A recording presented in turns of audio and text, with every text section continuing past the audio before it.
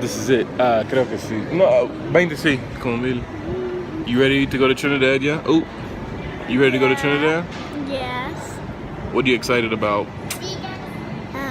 If there's gonna be a new baby chick. A baby chicken, what?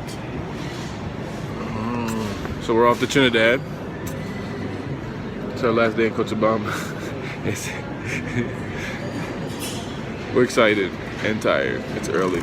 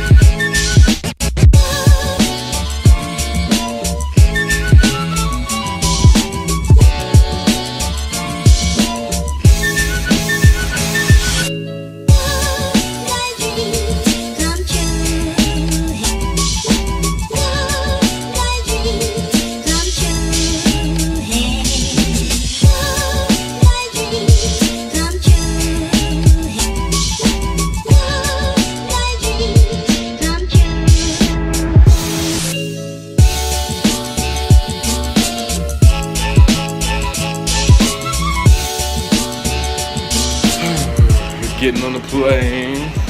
So last goodbye to Cochabamba for a while at least. Sure, we'll be back and forth and back and forth a bunch. So yeah.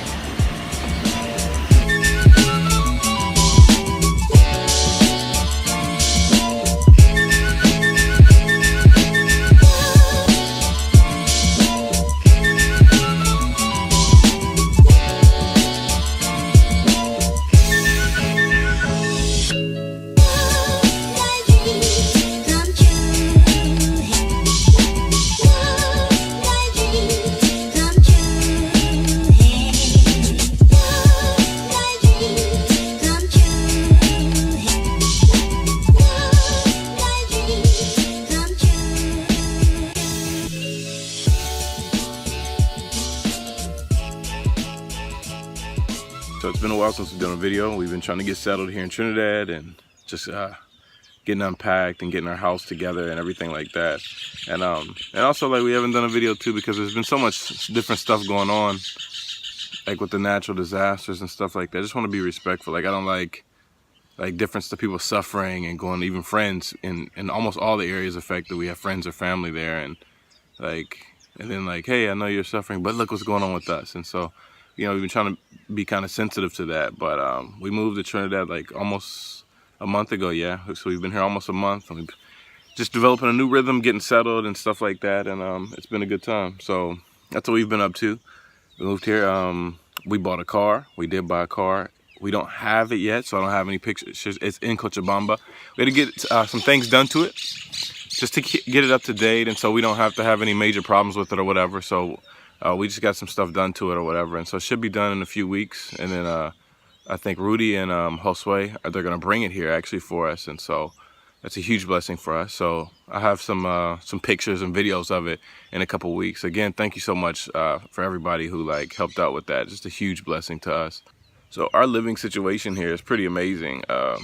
This is our house right here behind us.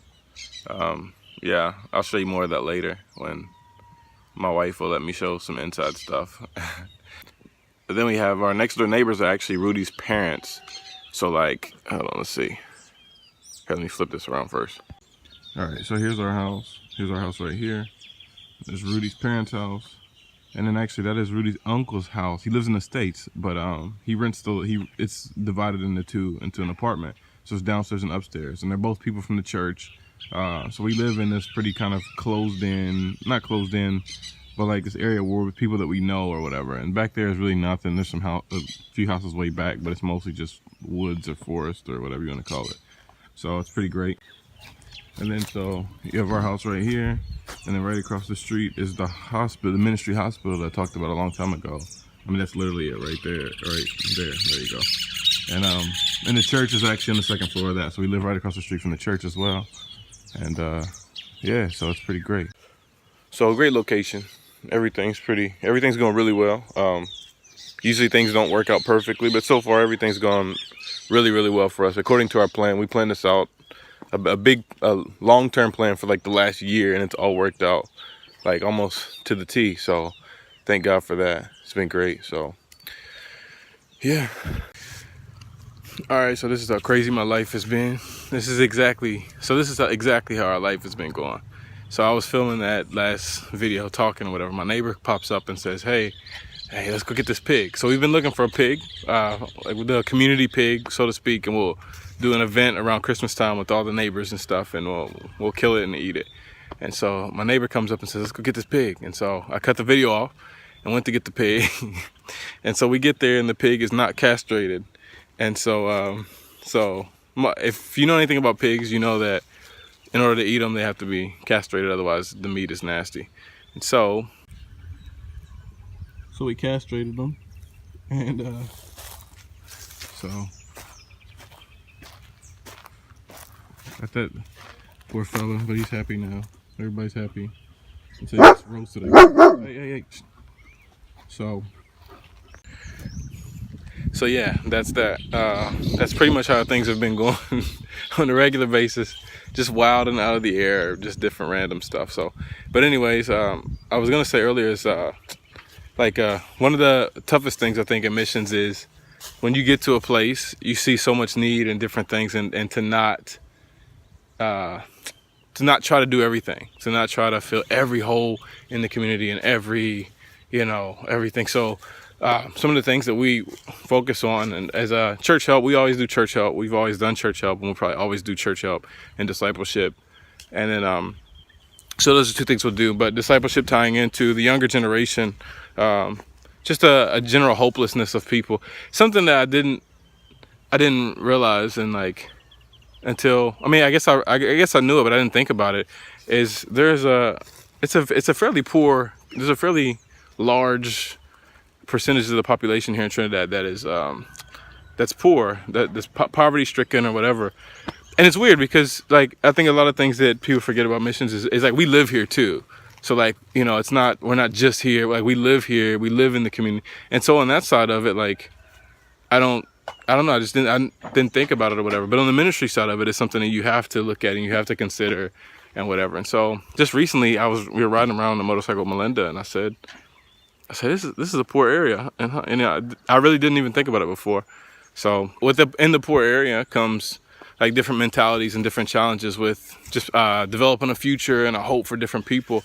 There are a lot of possibilities to be able to do stuff here in Bolivia, but when you come from certain homes or households or neighborhoods, even if you say I want to be a doctor, for instance, your neighbors, your parents, your uncles, grandma, everyone will tell you people like us don't become doctors, so you just won't be a doctor. People or if you say, okay, well, I want to be a business owner. Well, people like us don't own businesses. And so it turns into this hopeless, a practical hopelessness, and, never end up doing anything really for the most part, just surviving pretty much. And that leads to a lot of different other issues and problems and challenges. Sometimes,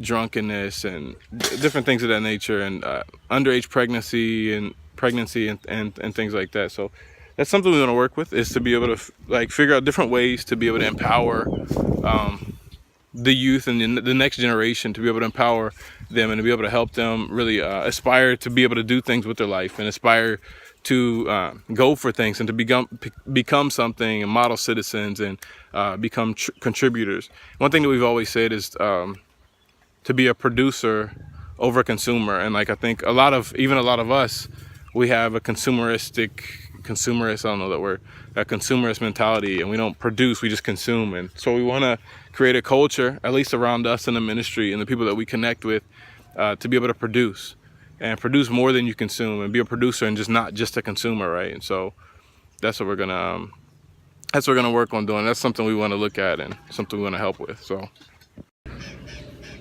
sorry, I keep getting summoned to do different things, so that's why the video keeps cutting.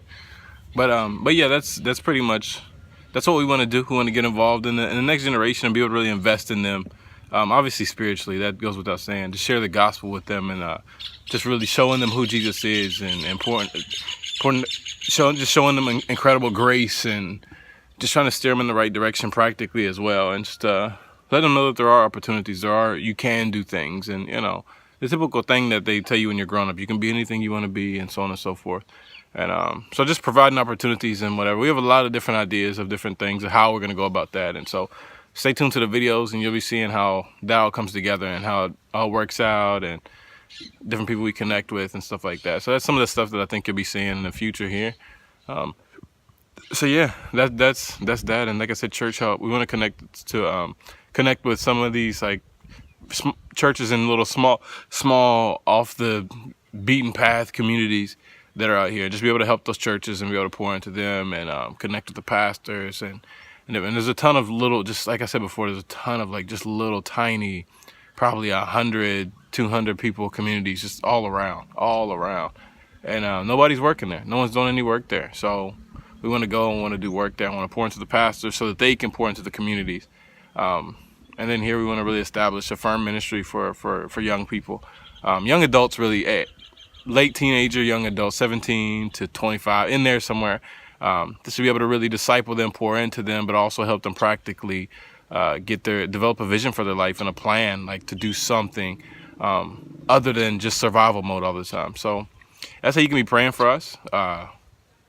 Yeah, you can definitely be praying for us there, that we can make the right connections, that we can meet the right people, that we'll be led by the Spirit and meeting people and engaging people. And there's just a whole laundry list of things that need to be taken into account when you're doing any ministry anywhere. So that's where we're at now. Like I said, almost dropped it. Hopefully in a couple weeks I'll be able to show you the car. I've seen it. You haven't seen it. I don't even know if Melinda's seen it yet. Melinda hasn't seen it yet, I don't think. Me and Jalen are the only ones that have seen it. So it'll be a surprise. It's gonna be a great car. It's a Nissan Patrol. It's pretty much exactly what I was wanting to get in the beginning. And so it's gonna be great. It's gonna work out really great for us. And so yeah. So that's it for now. Thank you as always for your prayers. Thank you for watching these videos, taking time to watch these videos, and just for being invested in our ministry, for caring about us, for supporting us financially, supporting us through prayer, through time. Some of you guys talk to me, or your listening ear, so I can talk to or whatever. So that's been great. Huge help to us, huge blessing to us. So thank you for all that. We love you guys, and see you soon.